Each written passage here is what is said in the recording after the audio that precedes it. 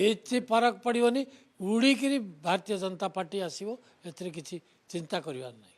ଦିଲ୍ଲୀପ ରାୟକୁ ବିରୋଧ କରିକିରି ବିଜୁ ପଟ୍ଟନାୟକକୁ ବିରୋଧ କରିକିରି ଗୋଟେ କ୍ୟାଣ୍ଡିଡେଟ୍ ଦେଲେ ୟାଠୁ ଦୁଃଖର ବିଷୟ ଆଉ କିଛି ଅଛି କି? କିଛି ନା ଆଜ୍ଞା ଚାଲିବନି। ଏବେ ଆସେମ୍ବଲିରେ କ'ଣ କରିବେ ଦେଖନ୍ତୁ ତ, ଲୋକେ କ'ଣ ଆକୁ ଗ୍ରହଣ କରିବେ? ଆଉ ଏ ଯେଉଁ ବିଜେଡ଼ି ଖୁଡ଼ଖୁଡ଼ ହେଉଥିଲା ସେତିକି ମଧ୍ୟ କଲା। ଲୋକେ କହିବେ ଏଇଟା ଗୋଟେ ସୁବିଧାବାଦୀ ଦଳ, ୟା ସାଙ୍ଗରେ କ'ଣ ରହିବ? ଏ ନବୀନ ପଟ୍ଟନାୟକ ସୁବିଧା ଛଡ଼ା ଅନ୍ୟ କିଛି ଦେଖେନି। ସେଥିପାଇଁ ବର୍ତ୍ତମାନ ଆଉ ତାଙ୍କର ଭବିଷ୍ୟତ ମଧ୍ୟ ନାହିଁ। କି ଅକଲରେ ପକେଇବେ ଆଜ୍ଞା?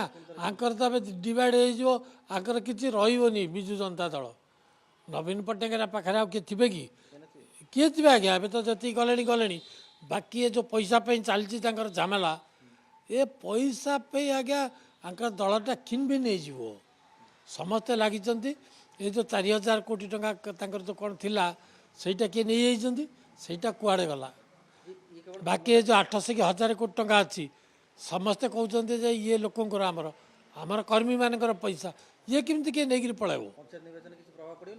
କି କଥା ଆଜ୍ଞା? ପଞ୍ଚାୟତ ନିର୍ବାଚନ କୋର୍ଟେ, ବିଜୁ ଜନତା ଦଳ କୋର୍ଟେ, କଂଗ୍ରେସରେ ତ ସ୍ଥିତି ନାହିଁ। ବର୍ତ୍ତମାନ ମାର୍କେଟରେ ଗୋଟେ ଦଳ, ଗୋଟେ ନେତା ନରେନ୍ଦ୍ର ମୋଦି, ଓଡ଼ିଶାରେ ମନମୋହନ ସାମଲ, ମୋହନ ମାଝୀ ଏବଂ ଭାରତୀୟ ଜନତା ପାର୍ଟି, ଗୋଟେ ଚିହ୍ନ ପଦ୍ମ ଫୁଲ, ଆକୁ ଛାଡ଼ିଲା ଆଉ କିଛି ନାହିଁ। କିଛି ଫରକ ପଡ଼ିବନି ଉଡ଼ିକିରି ଭାରତୀୟ ଜନତା ପାର୍ଟି ଆସିବ ଏଥିରେ କିଛି ଚିନ୍ତା କରିବାର ନାହିଁ।